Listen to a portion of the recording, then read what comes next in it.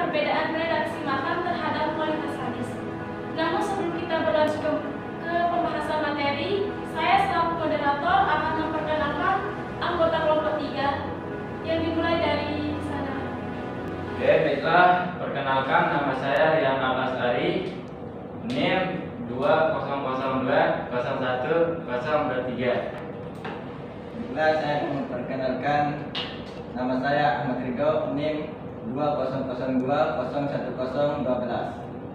Saya Angga Dinata dengan nomor NIM 200201010. Saya Najwa Sakila dengan nomor NIM 200201030. Saya Nurul Aulina dengan NIM 200201007. Saya Dewi Chandraula dengan NIM 200201013. Saya Rina Agustina dengan NIM 2002-01002. Saya Rini Punyawati dengan NIM 2201008. Oke, kita akan berlanjut kepada pembahasan materi. Yang menjadi pemateri pertama itu adalah Rian Al-Asyari. Kepadanya disilakan. Saya pemateri pertama menjelaskan latar belakang implikasi perbedaan redaksi matan terhadap kualitas hadis. Sebagaimana perkara yang diwajibkan terhadap sahabat untuk mengikuti dan mentaati Rasulullah semasa hidupnya, para sahabat dan kaum muslimin juga wajib mengikuti dan mentaati hadis Rasulullah setelah beliau wafat. Hal itu dikarenakan nas-nas yang wajib taat terhadap Rasulullah berlaku secara global dan tidak dibatasi hanya pada masa hidup Rasulullah. Suatu yang bersumber dari hadis sahih wajib diterima. Selanjutnya pembahasan yang dibawakan oleh Rido. Baiklah, saya akan melanjutkan materi tentang hadis marfu. Matan hadis marfu secara bahasa merupakan isim maf'ul dari fi'il, sedangkan secara istilah yaitu sesuatu yang secara khusus disandarkan kepada Nabi Muhammad SAW yang tidak berlaku terhadap selain Rasulullah SAW. Baik yang disandarkan tersebut secara mutazil atau munkati.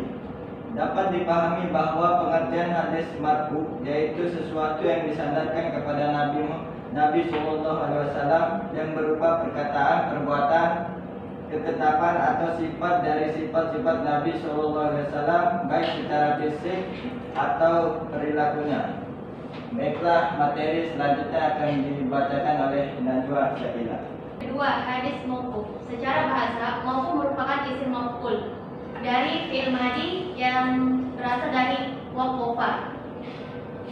Sedangkan secara istilah yaitu mawriya an sahabati radhiyallahu alaihi qawla lahum aw fi'lan aw taqriran aw sawa'un akana sanudu muttasil aw ghairu muttasil. Artinya sesuatu yang diriwayatkan dari para sahabat radhiyallahu anha yang berupa perkataan, perbuatan atau ketetapan, sama halnya apakah sanadnya muttasil atau tidak muttasil. Yang ketiga, hadis maqtu. Secara bahasa, maqtu merupakan isim maf'ul dari fi'il madhi qata'a. Sedangkan secara istilah definisi hadis maqtu adalah ma udifa ila tabi'in min qawlihi aw min fi'lihi muttasilan aw ghairu muttasil. Artinya, sesuatu yang disandarkan pada seorang tabi'in dari segi perkataan atau perbuatan baik secara muttasil atau tidak muttasil. Sekian dari saya. Materi selanjutnya akan disampaikan oleh saudara kita Angga. Baiklah, di sini saya sebagai pemateri keempat yang akan menjelaskan tentang bentuk-bentuk matan hadis. Pembahasan bentuk-bentuk matan hadis pada bab ini dikhususkan pada hadis marfu. Sedangkan mengklasifikasikan bentuk-bentuk matan berdasarkan definisi hadis marfu, yaitu sesuatu yang didasarkan kepada Nabi Muhammad SAW, yang berupa perkataan, perbuatan, ketetapan, atau sifat dari sifat-sifat Nabi Muhammad SAW, baik secara fisik atau perilakunya. Berikut penjelasannya.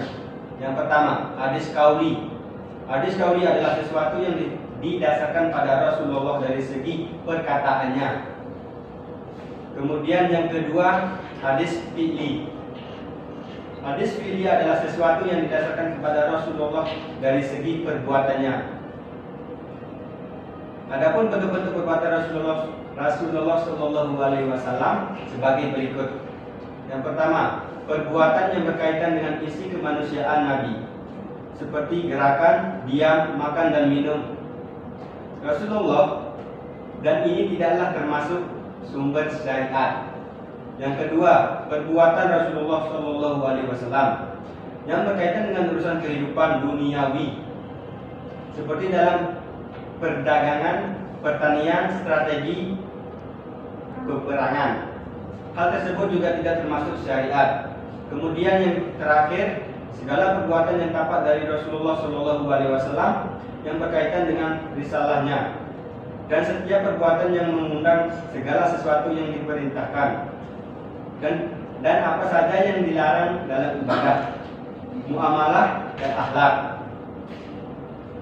Hal tersebut merupakan syariat yang umum dan diwajibkan bagi setiap mukallaf untuk mengikutinya.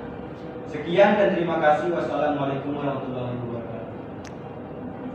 Selanjutnya yang akan disampaikan oleh saudari Nurul Aulina. Baiklah, saya akan menyampaikan materi tentang hadis takriri. Hadis takriri yaitu hadis yang berupa ketetapan Nabi terhadap apa yang datang atau yang dilakukan oleh para sahabatnya.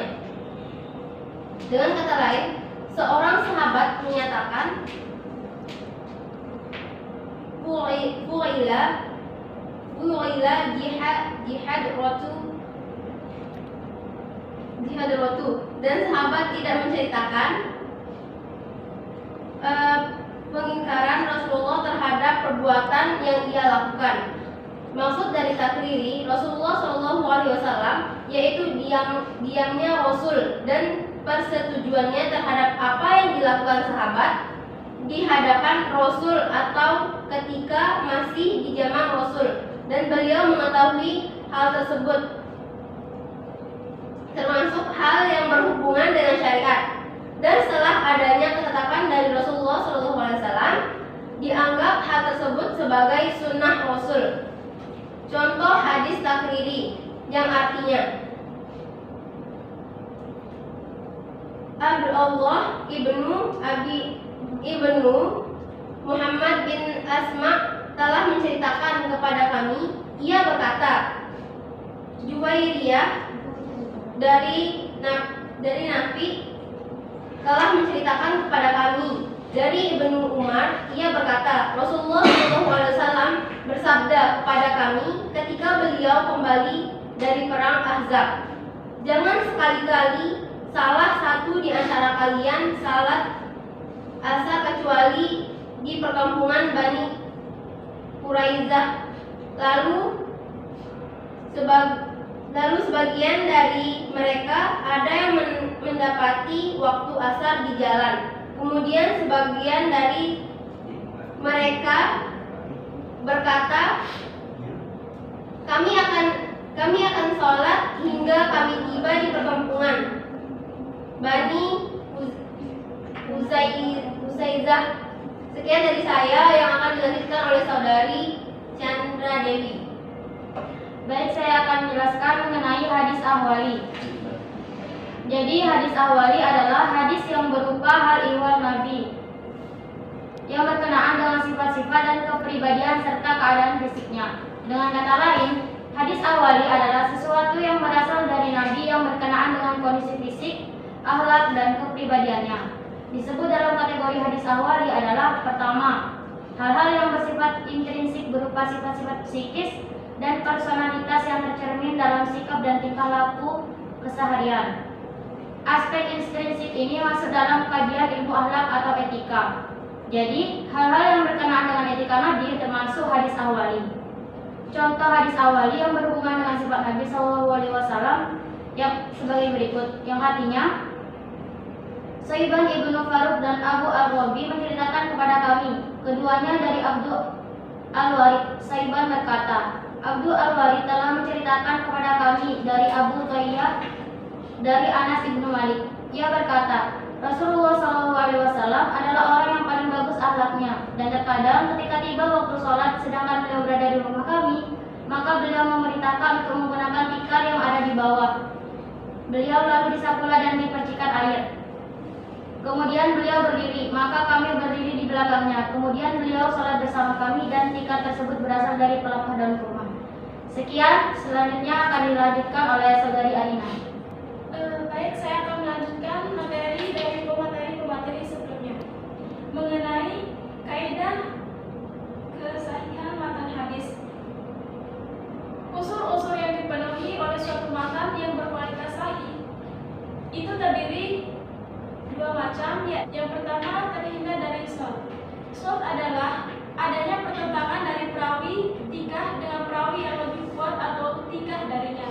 Definisi shadz menurut Al-Syafi'i yaitu jika seorang perawi thiqah meriwayatkan hadis yang bertentangan dengan hadis para perawi lain, maka hadis tersebut dinamakan hadis shadz, yakni tertolak. Dan berbeda dengan hal itu, yaitu hadis yang diriwayatkan oleh seorang perawi thiqah yang tidak diriwayatkan oleh perawi thiqah lainnya, maka hadis itu maqbul jika perawi tersebut adil, dabit, dan hafiz. Sedangkan menurut Ibnu Qayyim Al-Jauziyah dikatakan shadz apabila bertentangan dengan hadis yang diriwayatkan oleh perawi thiqah. Jika seorang perawi thiqah meriwayatkan hadis secara menyendiri dan tidak ada hadis yang diriwayatkan oleh perawi thiqah yang bertentangan dengan hadis tersebut, maka hal yang demikian itu tidak dinamakan dengan shadz. Sekian dari saya. Pemateri selanjutnya akan disampaikan oleh Nur Ustaz. Kepadanya disilakan. Baiklah, yang kedua adalah terhindar dari ilat. Ilat merupakan sebab yang tersembunyi dan juga samar yang merusak kesahihan hadis. Sedangkan secara zahir nampak selamat dari ilat. Adapun keberadaan ilat terkadang terdapat dalam sanad, terkadang terdapat dalam matan, dan juga terkadang ada pada sanad dan matan sekaligus. Ilat pada matan merupakan ulama hadis mutakaddimin berdasarkan pendapat Daruqutni, yaitu setiap sesuatu yang terdapat pada matan atau nas hadis yang dapat merusak matan yang disebabkan adanya kesalahan, qad, dan masuknya matan hadis pada matan hadis lain, atau adanya ittirab atau idraj dan lain sebagainya. Semua itu termasuk kategori ilat. Menurut Al-Baghdadi, cara untuk mengetahui ilah hadis yaitu dengan mengumpulkan jalur-jalur sanad dan lain dan memperhatikan pertentangan para perawinya. Sekian, wassalamualaikum warahmatullahi wabarakatuh. Baiklah, penjelasan dari kelompok kami. Jika ada yang kurang jelas bisa ditanyakan. Kurang lebihnya kami